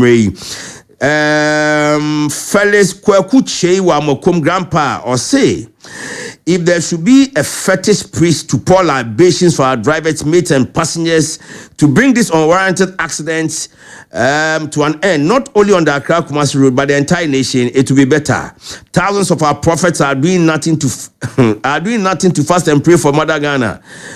William Patrol, man found kosher prophet for Bia Kon Nanyanko Pono or the Epa Mine. Krabia Sednam Tamaklu. Court of appeal decision. Court. Who's Miriam. Send I would hear doc just say I scripted the actual to. I mean that's it. I do baby out. So me come na me MPP for kasa. You know me very surprised though. And the doctor Tia Eka optics. Doctor Tia Eka scripted. Look. One to me is in court, is in jail now. Because of President Akufo-Addo's decision to clear him of any wrongdoing in some Rabo and Nimri. Akufo-Addo unclear to me or any court of law. Hello, have you forgotten about either some Rabo or Nimri Forest? He held the press conference. Say, Chema to me onye bonibia. Mekayo say Chema to me is not okay. Mekayo say Akonta mining is not engaging in illegal mining. So a pampered child. But so far nobody has proven he's in jail. He's in jail not for doing galamsey. say if I'm getting the verdict of the court right, yes, say he's in jail now because asasi a mining rights also, or the mobi ekoye suwa juma.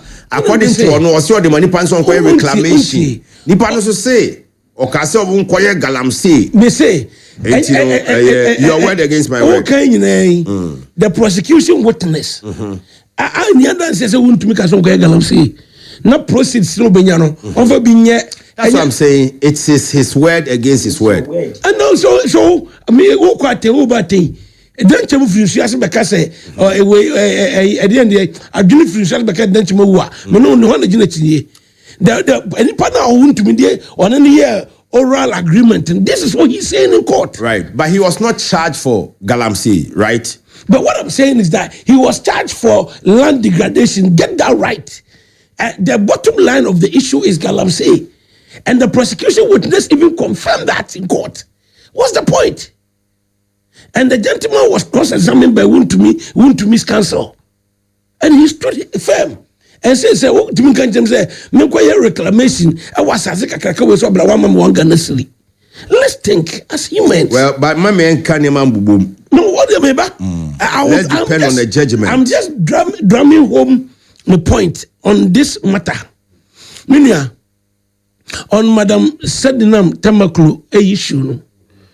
In our legal jurisprudence, the burden of proof lies on the prosecution. Right. And it is also Krobia at the car could you be car.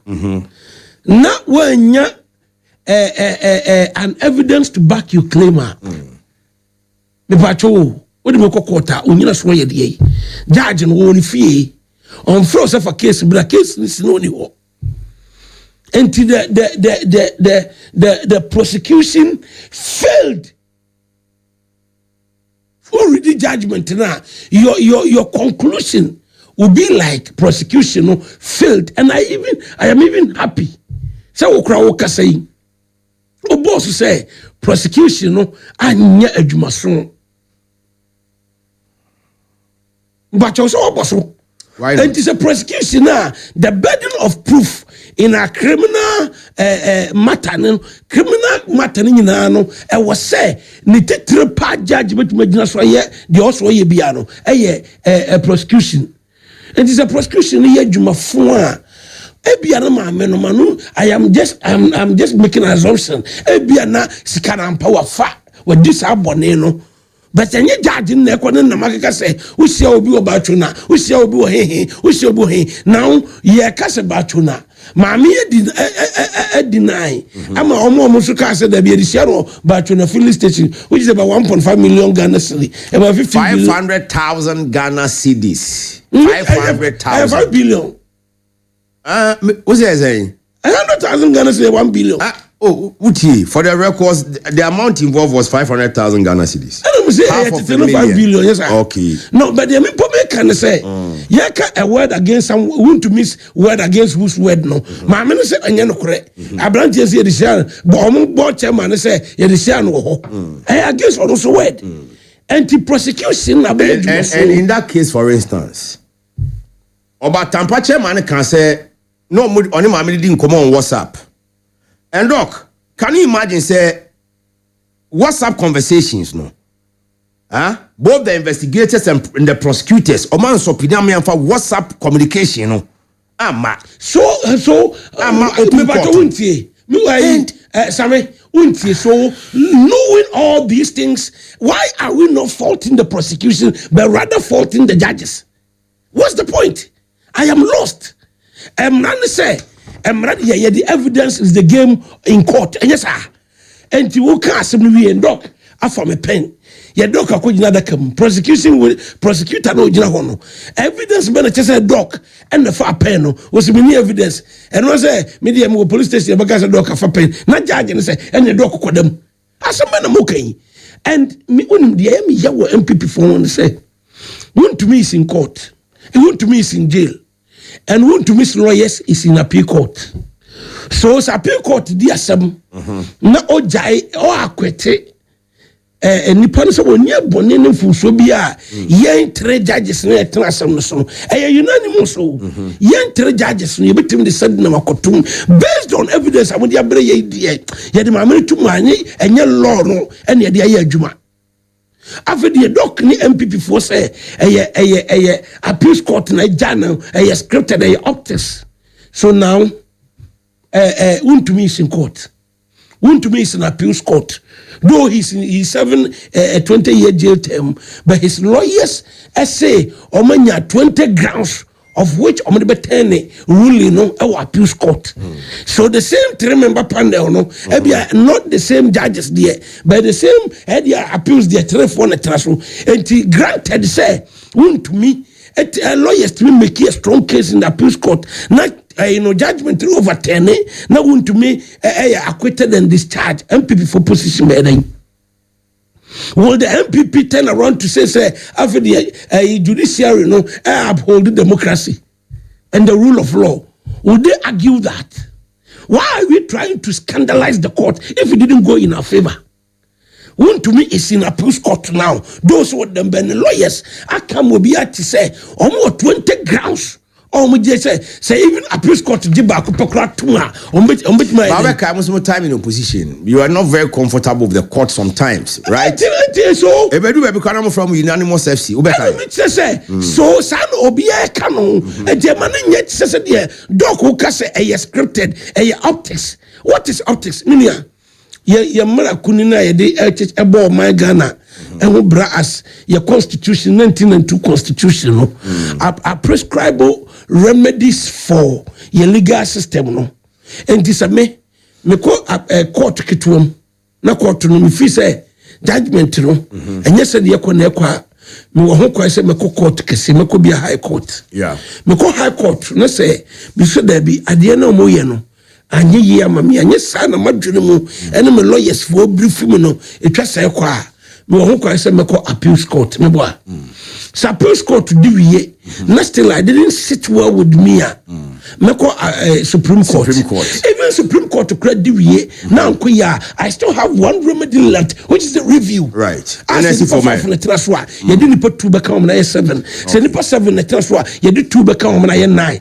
and on 9 2 ni back ho on betimi hwe kase da bi ade we die eni se na ko is a remedy there and attorney general, and mind you, attorney general's position is a position of government, right? So attorney general and the attorney general position I would tear also on that they know is a ruling no ebebaso that day no onim also no say pedioka say now me patro before more joining the sitting to the date of the ruling no now attorney general rep no it has come to the notice pen for kind and say it has come to the notice meaning no onim say ruling ebebaso that day no and I escape no on timi nkasa no fine there be me yeah because domo court appeals court na journey for judgment no that AG people were in court. Into Omuntimi Castle, no escape, no. Fine. And now, or say,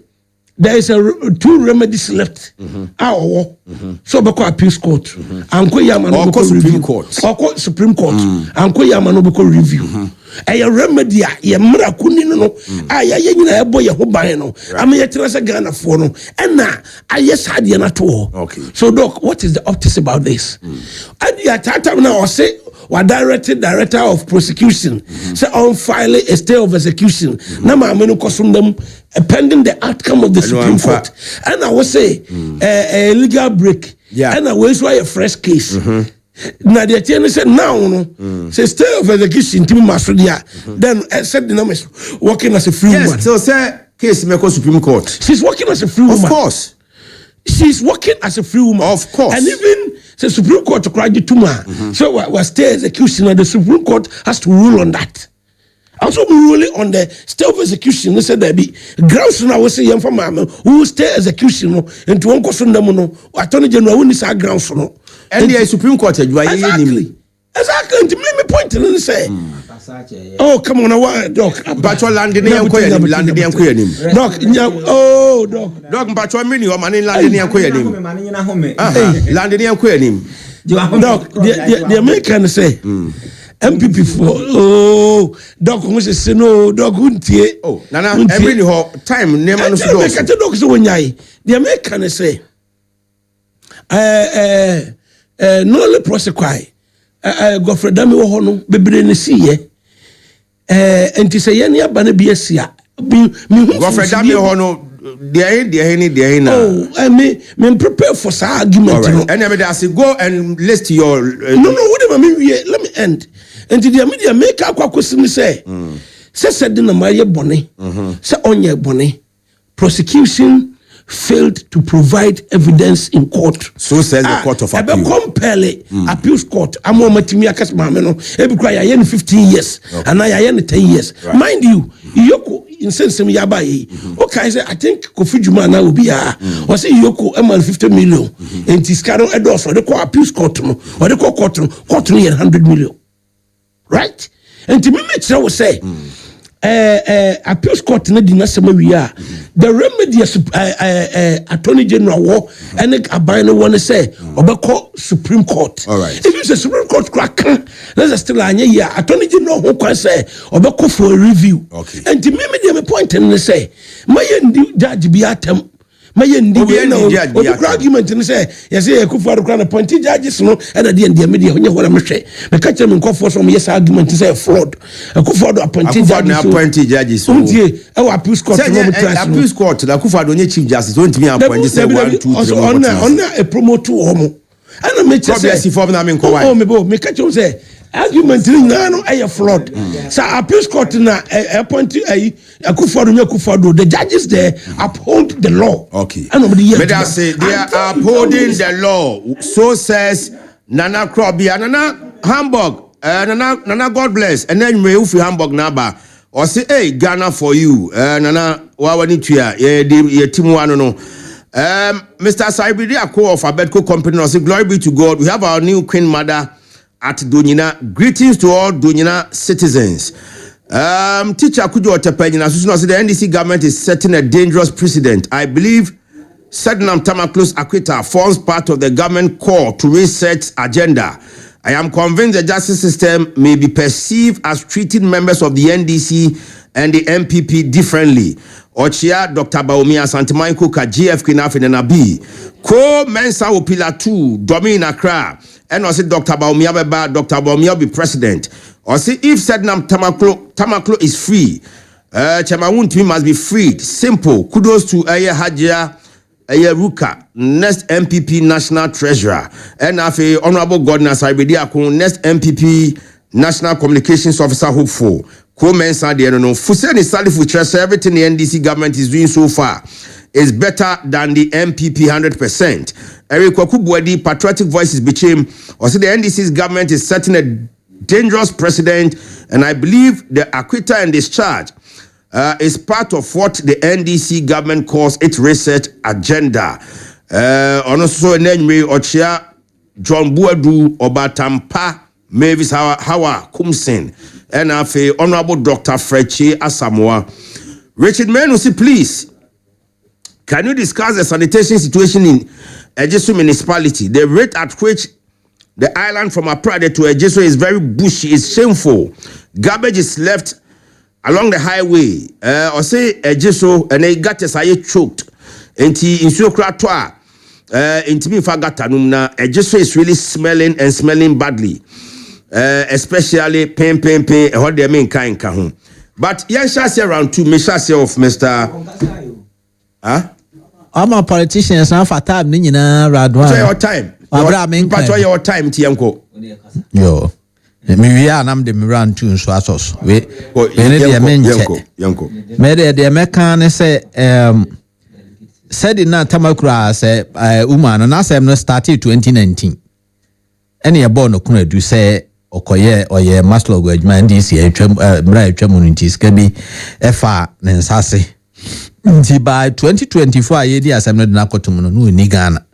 But I do believe say time one no mu di asem no Ghana no ni lawyers court ana me bo commander na omoko but da wo mo judge ke da wo mo mafana judgment no ana na oni ho nti omo ye ni nyina okotena broch na chiri ɛna ɔbaaye ebinom so ɔbaaye yɛde no kɔhyɛ baabi ebinom so yɛde no kɔto prison ebinom so no ɔdam bi si no ɔdam yɛnim nti deɛ ɛbɛka na ne sɛ no ɔdam ɛna from prison hɔ no ɛna ɔno ɛcommande ne lawyers sɛ ɔmo nyɛ appeal ma no ɛwɔ asɛm no ho ɛna ɔmo de asɛm no kɔ appeals court 2024 no afia offer appeal ansa kra no start ya ba bedam ɛna offer appeal nti oba ye obeda mu ɛna appeal no osa kɔ hanyan mu ɛna ɔmo di asɛm no na me baabi a ɛyɛ me nwanwa kakra ne sɛ attorney general ba ko no ano ɔwɔ MPP tam no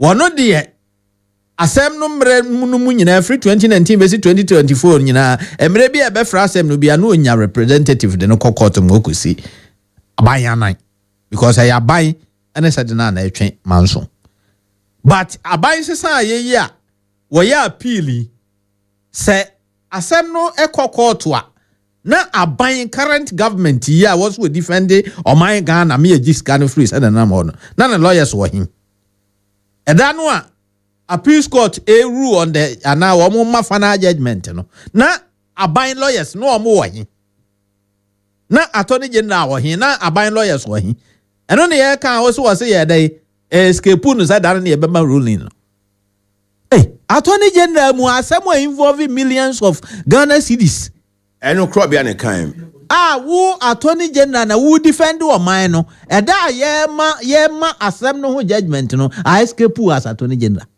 And you think I was just kind of free no. Free say we no Ghana ni yie. Want me anya dwuma as attorney general ma Ghana. Sika de hwe was attorney general no emfa so ni so. Say ye kodu obi asem. Na wo ya ban lawyer panina wo kogina mu ama ban na wa hwe asem ne ye beka ne ye wa peace court ho no. Wo se da no asem no escape nti wo anko representative bia nso anko eno anse ekodi asem no ene yesi nipa no ye gya no se sika ne fa ne nsase se yira ye se frito e omfa ne ho nkodi na attorney general wi abeka kire me se me no a me ye ordinary Ghanaian citizen am tuatas no beka kire me se afei na wo sa akoye appeal e wo Supreme Court fa asem kro no a na da na ye di asem no na we.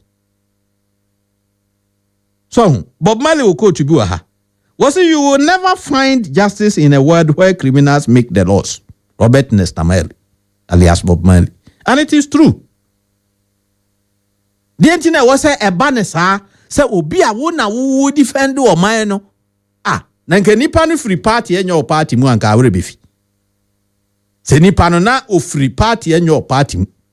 And a free different party ni yedi na asem agiska free no ha mo man no enka da na yedi asem no court nka rebefi say mre ben pa ne yesa binya na wo di asemi stay of execution kra do bi anim say enyeyi me kra me nya lawyer kra me say enyeyi because we be o she prison na wo kokase yen koso amfa ni she abra yedi na asem ha mo adi bem na wo kokase yen koso amfa ni she mkosi so dey appeal be ko Supreme Court e dey no dey me kra me nya lawyer me say enyeyi na emo appeal ya wo se wo besa akoye no eno ne nyina ehwe ni mu se wo appeal no se Supreme Court ebeji atum no besa atena so ne ye beka se ebia maame no ebia High Court di na asem bu anofo Appeal Court di na asem abu anebem enti Supreme Court nso di ye nyina jesu wo mu wie ne ye hono di besie no asem no yentimi nka ho hwe na me de me kan ne se MPP ni NDC for mine no enhemfo hwemo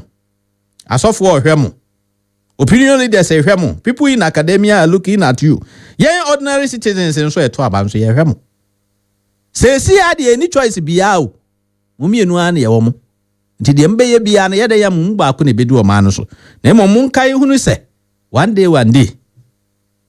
nyankopon hata so bebo ya me nya choice na mumienu no mo nsabe si fem enkoye se ba ko beba no abe fakwa bisu apiane nkrof ai opponents no nkrof agu jail no no nso kwade obeba no nso so abe fakwa bisu ensem a ai wovo no nkrof no nso abe jail no nso abe jail enkoba sa abe duru ba bi no obi beba ojefuo bi firi ba bi beba na mumienu nyina no you be found wanting masem a meka fa no ho ano. Now let me come to the first story.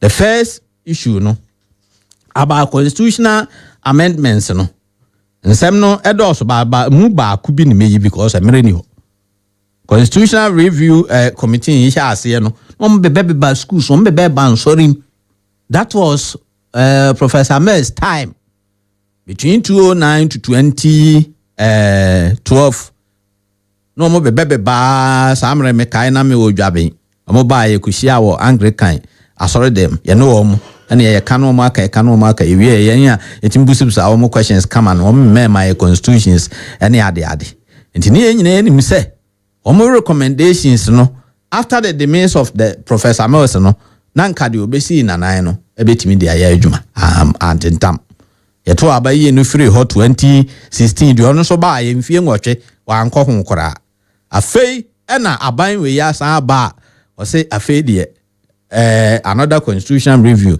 ensa enkomu bio no mo akɔsesa nneɛma no bi aba ɔmo se ne enye no wo 35 years ya betumi stand as president ukuta your friend is saying dual citizen ya betumi abe stand for MP minim de ba ɔmo trimu ani nto ɔmo kasa but obi anim obi ma so asɛm ebia koduru ba bia ɛwɔ sɛ woje ho citizenship nti sɛ oba Ghana so ɛma akwan na stand na yenyo MMDCs say and to abamo my no crowd minim say bia ye betimi de ahya assemblyman elections mu na yato baba bia asem no wo pa no 5 years no a ye say to abama omampani a ye ma no 5 years no advantages mienu ne yawo commander advantages mienu pa na me hu say wo because me dey about referendum me to know.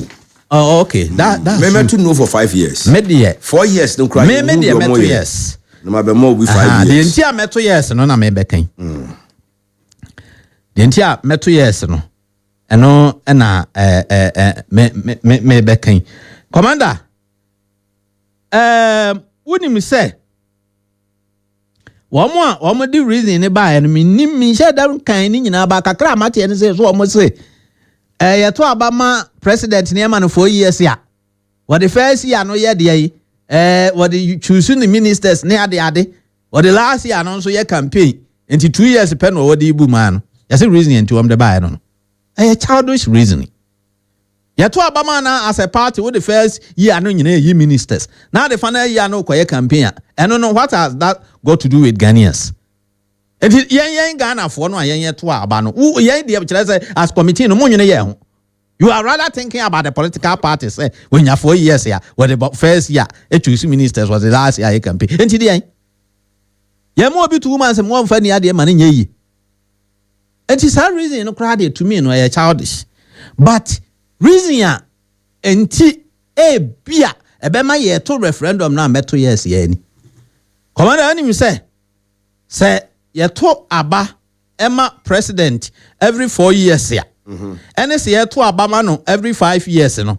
Onyame yi adoma 20 years bi e be save abato ho kaba. Every 20 years bi e be save abato. Me adom so ne konya president awonye papa. No me ba no so. Say yeto aba ma as president first 4 years. Abato ye bo hu kapa papa ne lecturer commission ya adwuma over 20 years ye bo abato hu kapa nipa ba ko bi spend about $20 so nipa ba ko awa abato tap enti ye kakese pa enti say 4 years yes 1,000 cedis second 4 years 8 years I say 2,000 12 years I say 3,000 16 years I say 4,000 20 years I say 5,000 Sekobasi yes sako 5 years here. First 5 years I say 1,000. Second 5 years 10 years I say 2,000. 15 years I say 3,000. 20 years I say 4,000. Ya save 1,000. That 1,000 cities at least you bet me the we agenda 111 projects ne bi. Market years in future ha ya adam bosumi. You bet me the aye ho adwuma ne awie. You bet me the aye community days near high schools ne bet me the awie bi.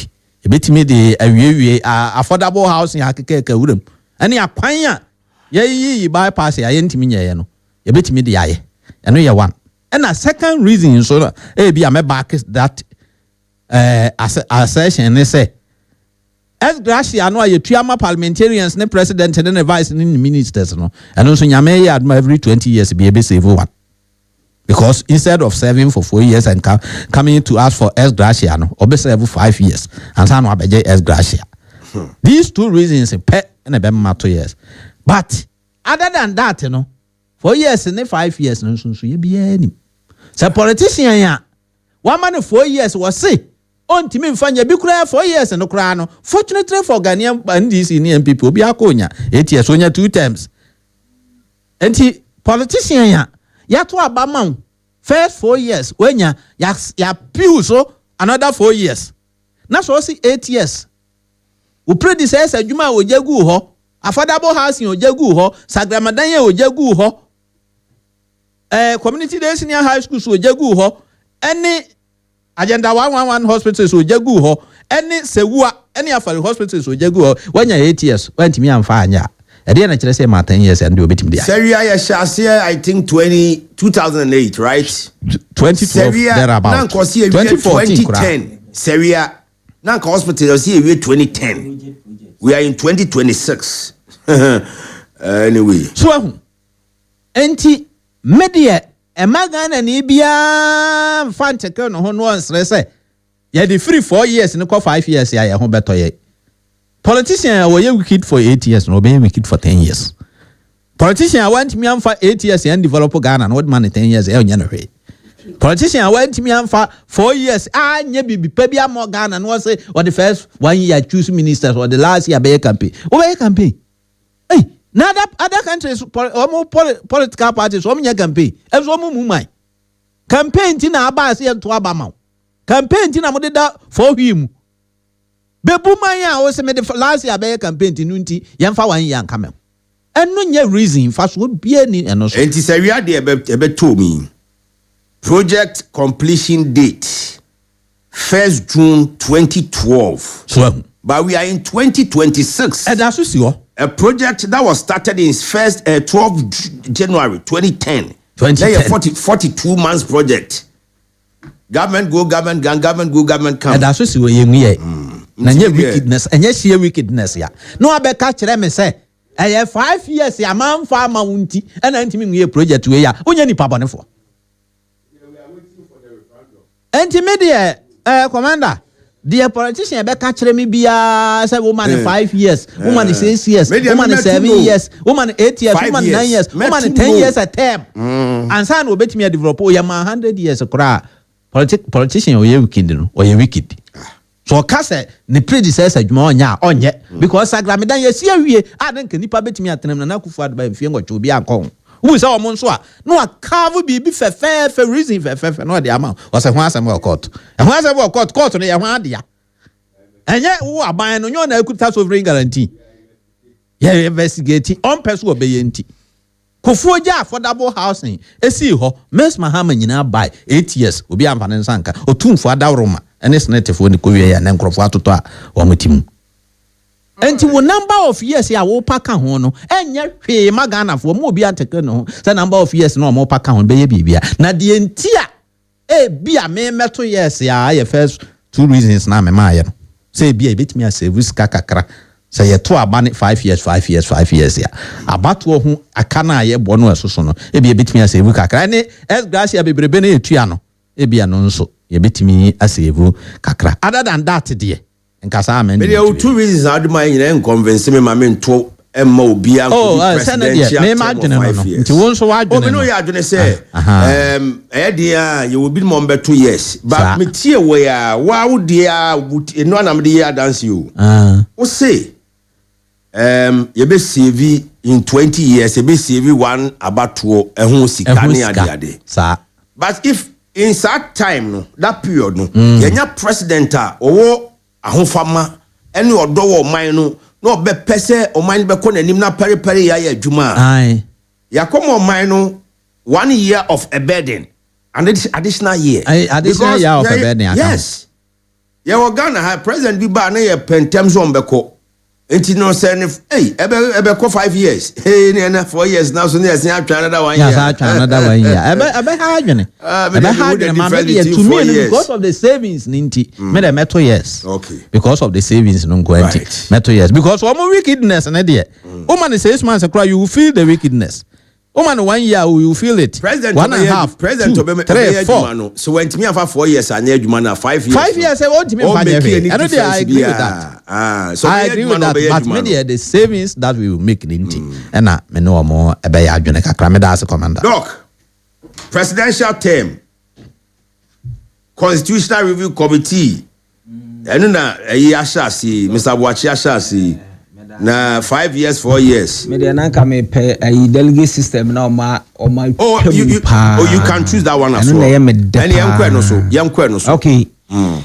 But before me call no so no. Me nua ka asem bi se chama untumi a galamse na President Akufo-Addo na so no so. Now try correct no but still na Mr. say is on record. Say chama untumi ye bond kwan do say odina saase amobi say onkoye adwuma awoso. That's what the record says. Yes. Na enipa ono ukodi adanse no kra we una de bechi ne wa asase no so no onu mumu agya no so onko say omo ye prosecution witness which I say na ade no ono kra ko say asase de wagya no maneko. The second issue, he tried to impugn say I was trying to scandalize the court. Na so hwe ya me submission na enuntina obisa me say makan judgment now. I never weighed in the court. Okay. No, the reason all my 1 minute. The reason. Oh, mpatcho. 1 minute. Be man ko we na obemwa. Yes, I am sorry. Submission was on the Attorney General. Okay. And his performance. Hello, scripted. Okay. So Attorney General, ye kodia semwe wa anko court. We are also. I don't know for a fact say wa anko court. One court because you see, state attorney. High profile cases we no say Attorney General na enyinamu a ye deputy yemfa state attorneys, right.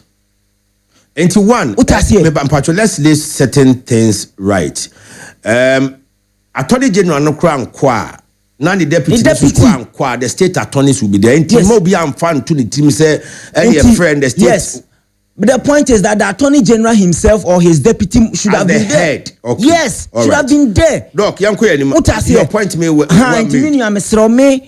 Me records baby and me kobiano. I defend the court. Okay. And I never mentioned the court. I say me who say intelligently you kept away from the substance of the matter at the court. Okay. Oh no, you were reading at the political side. And this is for the journey because Attorney General now was or representing a bino. Instead of him to go and defend the nation, he did not. All right. Dog, let's move on to yes. I never mentioned the court. Right. Let's move on. Let's move on to the delegate system. So I'm very particular about court issues. You see, court no one line of defense of our democracy. Into the case Trokani account person court to Mr. Court to now this issue about delegate system. Are you a victim? Well, no. But the point is that what fire in party as NPP. Choka ye consonants ye constituency elections near India. Indiscipline, a bit more fees above the party and rules and regulations. And no crowd, but the main issue Nankasa ye say. Ye person call for bidding call album, the so-called delegate album. Right. Until see about mafia bi e wo baby e ho ne asem no mafia baby no what ase ne tietia nkofo bi na so at the end of the day ye beko general election enipa na wabo ne mafia no eduru election so onkoso wabo mafia what ase now meeting nkofo bi on some regional elections here beba so any time untia one of the things I wanted to say tonight ne say omo de Dr. Bawumia dinam ebinum de ko masa ma men ka asem nkyem amokoto aba no Dr. Bawumia nso obi ase ento aba mo bia nipa ne ba ono ankasa fa na wode mra na ankasa ba fo ho de mra yes ade ba ko a Dr. Bawumia candidate obua onya Dr. Bawumia candidate ye the delegates no ye ma obi ato aba na kabebem masa democracy is expensive. Very good. If you think say me afford the cost associated with democracy, will be answer what I say because you see idea ba ko e wo se share no so ne say see I yeti hey ubisa NDC say omo national record NDC for say ya omunim ubisa NPP say NPP mo members sama register wo say ya church omo di agu nkrata so say we okwaku mensa ote ha party ni nyina omunim the omu why delegate records eno no say na party awokwa akansie national election you cannot boast say give or take I have 5 million registered members right omo dey asema okay say a Labour Party and I say Conservative Party of the UK ni bi so omo asemi ya they can and tell you say the Republicans and I say the Democrat a Republican bit me aka so Asantia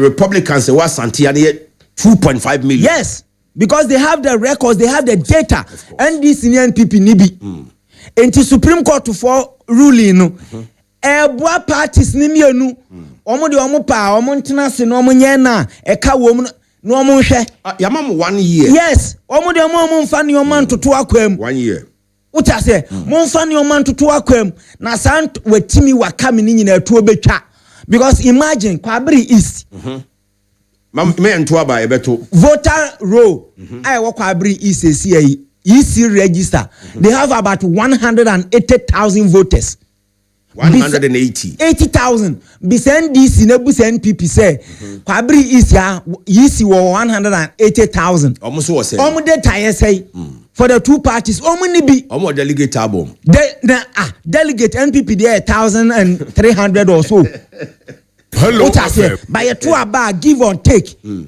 you can get about 80,000 voters from Kwabri East. But you bisawa and voting areas. Yes, the only record I obeka ASA 1,300. Family constituency adansi asoka. 2024 EC registered the Kotuaba near 43,000 voters. 43,000 voters. Sisi amenoka say your delegate in 827. Wow. 8 as of before expansion before expansion near 400 and less than 1,000. Yes, before carry a recent expansion near 487. Wow. What I say? It's not even up to one polling station total voters but your total voters constituency ni munina 43,000 your 95 polling stations almost decided for the majority. What I say? Enti obi primaries we na far or parliament. You see, adie ba ko ebe solve issue we. Recently, Ayawasu East. Election course obi. Baba Jama ho no. Obi koji TV no obi aji moto. No obi aji kosua obi aji anwa. Tiw. Nipa ba ko unya sika. Unya motorbike, unya tree, unya boniki, unya kivu gari. Abonike so odi go hwan unya ntoma. Unya kosua ya no amokuhyem. Hey, now we are that has been my stand all this while. You see, we are men on the tifie. Koto delegate abakeke. Oba na okuta fridge. Oba okuta fridge. Okuta TV. Okuta moto. Eduru general election so dia. Now we catch them say me nkoto ni free. The reason why eduru general election na say be transaction and say me hu say we call delegate election. Wo di nioma we abafie. The general election dia. Now we catch say me nkoto ni free. Me say Supreme Court now ka say judges no mo nti o mayimunti. Ne ekos no mo hu bi. Political parties ni omo yenti judges no nye Ghana for very much aware. Me say ruling way no omo boa political parties no the best way I will bet nkofo bebre kwaji delegate position no otu kwan ba bia oye polling station executive and say branch chairman me boa no mo de na branch chairman ni ade no we branch chairman branch organizer no otu kwan onya adwuma o ba eduru say ye koto primaries no afaka baby obia no aba oba no abaji ni sika owia no ko be obi te sa polling station ho a ono na eye adwuma pa eboa party no be ni din ni we ni eduru se okope ebi se opese ni din be ma ni abone mafia forms kura wonya bi eduru general election a obede na say ni pa no ato aba ama enti media me say Supreme Court ruling way dear. All the parties so be or data. Edi ebiano also supporting. 2 obi ope party ni mi onu nyina kan ko. Na be hunu se mini penny we mu na eye adwuma. The last one ebebo an say sa sikatua ne ade no. Go and pay for 10,000 You people. cannot now hoard money and select few and give it to them. You will be forced to use the money to develop the communities. Send your beya community for who impact. Now oma to abama. Now sika wo de be buanko for no. O di good dem 4 years. Obi o ha sabre ya party ni opposition for instance. We tu kwan akotena bruchiri. Or ye adwuma peska. Obi ti constituency ho ye adwuma day in day out. Eduru ho no ma no ofra bruchiri aba. No abesesa delegate ni kakra bi. No do ma ko good dem. Moye 1.2 onya 700 and one. Onya 600 na say nipa 3 na contest. O dey me fan say onya 700. Wo wini. Uta say ba say enipa 40,000 ene wo row no so a. Eya no akọ camp 20,000. Na akọ obi a TV. Uta say ana senior meboa. No. Ebe man ko fa ya adwuma wo grassroots ho because ade ba ko di NPP nya 2024 a delegate system because 2022 a kwan party no constituencies ni bebre fa so bombs no na hye kwabrane motoam afijase ho baabi video bi about 2022 say is it afijase ana say honum baabi dwaben ho constituency no executive no mu ode abon no hye ne dem eno afrefre nkofo no masala nti obawudi a na o do passport aba anafo udin kan bia eba sa enkofo bebre bu befu utase me constituency ukase die ntini ye lose seat ni to NDC enkofo yeyi wo mu free mu 2022 ye abon no sankofo ni nyina de abufuo tena ase of course o man kasa o obi an kasa no why message me nkan de yin eno ye din 12 minutes na na ka 2 minutes o kasa o ka bebre jai asemu me ka boa asemu anan sesi a wo se otiwe wo ko constituency executive position why assemblyman da they should know you what sacrifice you na wo ye no Fox FM nyina di NDC achi o sesi e wo di NDC achi ba utira anyeye na se expand delegate system no na amma party member bia to be na se wo crowd bia wo ko gina ho. I am telling you so be the sika beba betu opposition unya right. Dog me I said 3 to 10 and let me help you right 3 to 10 we say me catch the crowd bia yere wose ma me catch the madam say if free no crazy NDC for am pe ba bia amfa crowd bia ansha ye friend and aju program say am o mane ma obi ya adwuma say enkofo bebra anya adwuma he crowd bia ho 13 nwumre otia up to date 2 years ni yemfa ne share baabia na me ka bi ma na untimi nka dog me I say off SSC wa unim so obebo ma basa say ne de wa ya ade akadia ma ma nka ma 2 minutes to the top of the hour 10 and I crop ya Dr. Wakabia enyo de ya no ya me kan enyo de na me mfa de aka dog man fire ne enko o de mpacho senior busa na ma say de me kan ma no no obi ani say ne de yankwa na orusu do to keka oh masa guy na da bia wo twa kwan na wo di ma appointment eyimu no asema na okay they make about delegates no say me that did not me rule in Armenia me tell you know Supreme Court rule in Armenia aje na mani aje unim se see emma obi let me lord in who be what I say matomo you cannot lord yourself matomo me na me ye krobia matomo enti matomo nko bom hudua no bia magiska what kind of mindset is this now kwaji obi papa television ne motorbike ro nko bodua former kwada so MP no Hello FM there be obano Hilda TV ni nyuma nyina ko parliamentary promise am tutia madam enye Hilda nko na ye bi o mo ba ye sa de bibiri kwa me de kasam o so eja sa the American say sa nyoma na Supreme Court rule no me very fine. Yes, so see us you better aba.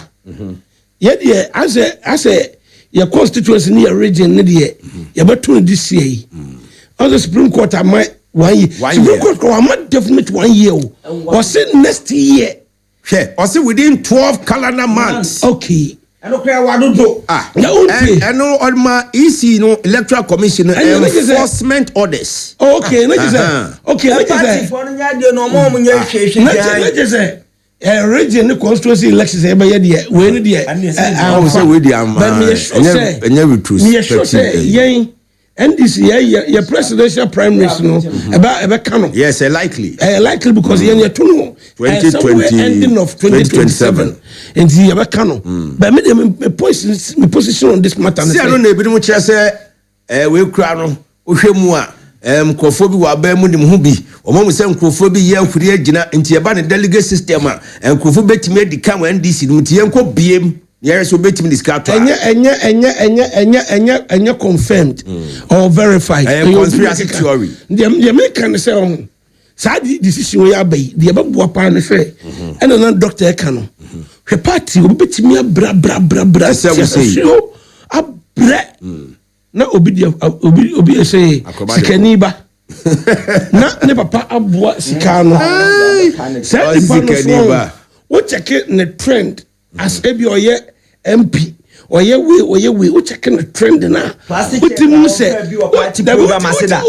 oba ye na kasakaro the votes are onya our constituency hono eso te na so sikaniba okay na so influence binti na so ho aba and you might be the richest person baby and the Supreme Court say NDC for any MPP ni all political parties also I would tell me apesa ban wo to be no make sure say we a party member we register of good standing. Number 2 utia with dues yes constituency be an branch be oko meeting ho woni party ni asem eduru ho a we dey abon bi Hello FM and a party now on a branch bi ane constituency bi I want register we dey yes me you from na ye nyina yakoto aba in fact obe constituency won is ahonim abase nso no MPP ni bia or MPP ni no ebe kokope card no ye good member NDC ni bia kokope card no ye and no na Dr. Kan earlier no say so we data didi a my party no benya a data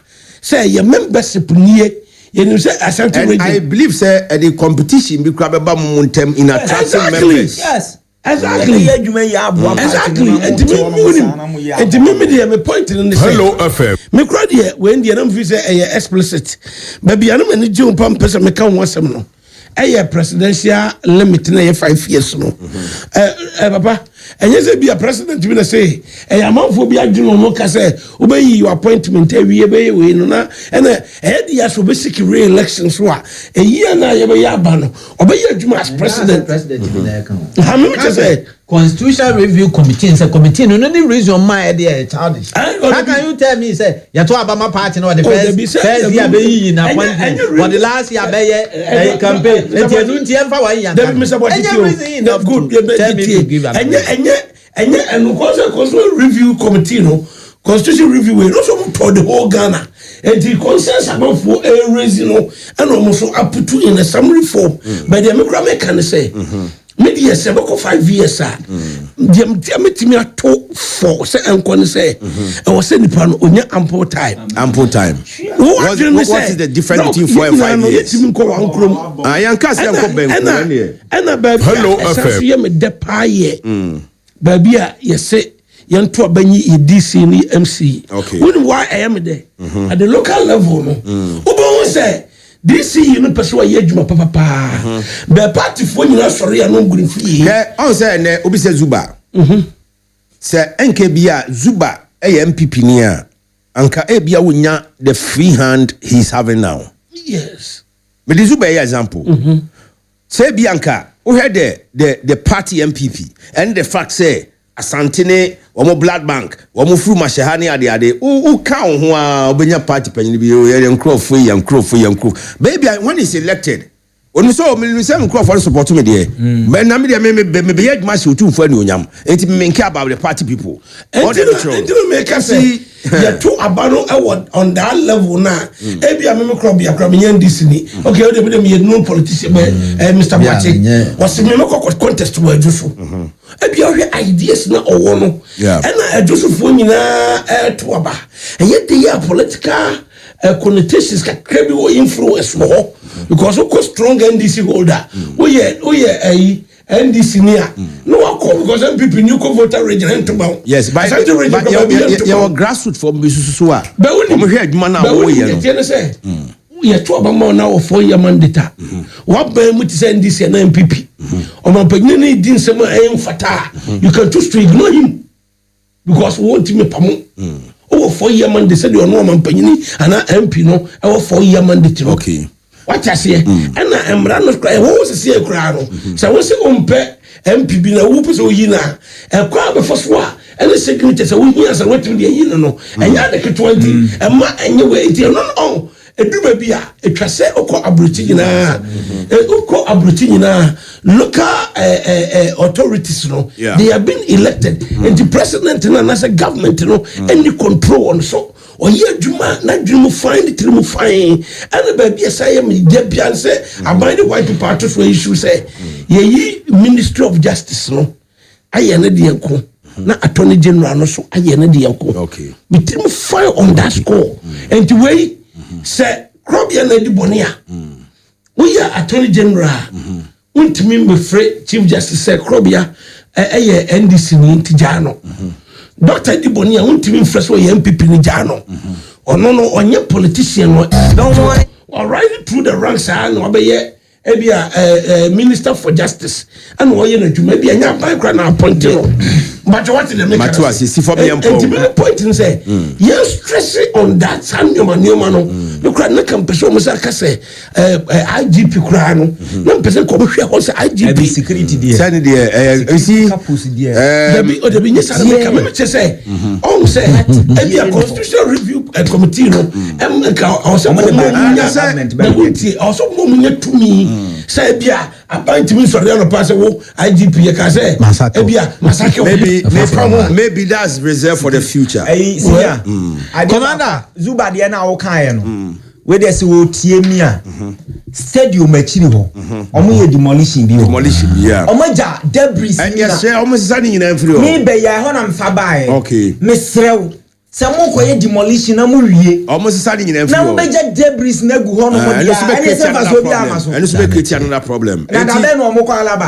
Enti o say illegal structures wo Kumasi ya ema Kumasi beautification Kumasi progress nko yini na obe eliminate ni na but as you said say omo eliminate na debris no de wura na beka no omo momode ensisa ni na free on fire na ba cha ma me na say last week e ba no sem ka tro say we amo ase konfano chesi ni high 1993 year group ya ye project of summer heart ye kopa ho tuma Friday no program no ba so fefefe nti obi oba bibia ye de obi ase menchia nana bwachi ya dom ya mwase hina janu akuchia ya se but the only issue ane say ye mate ne baako ye friend nana aje wo ye agona enhimfo no baako ne car number ne ye 6446 2014 o say akromfo awia enti ubia ube come across that car no 6446 2014 in fact me hu car no ntimi nim car akro na wa me aso atime da so wa betimi aboa me hu car bi anso no wo so asida reward all right that's fine yeah the empire for nyina ase with aboafo ne susu nyina ase DJ Mark June Kenneth Tobin the multi-planning master planner Shiftman says about time the president get ample time. Why not 7 or 8 years mandate? Even the almighty America operate a 4-year term. Now Shiftman okunya 8 years now okunya president and Timodin and betna 8 years. Nana Kodwo Dakosi Supreme Court Justice has done well for this ruling about the delegate system.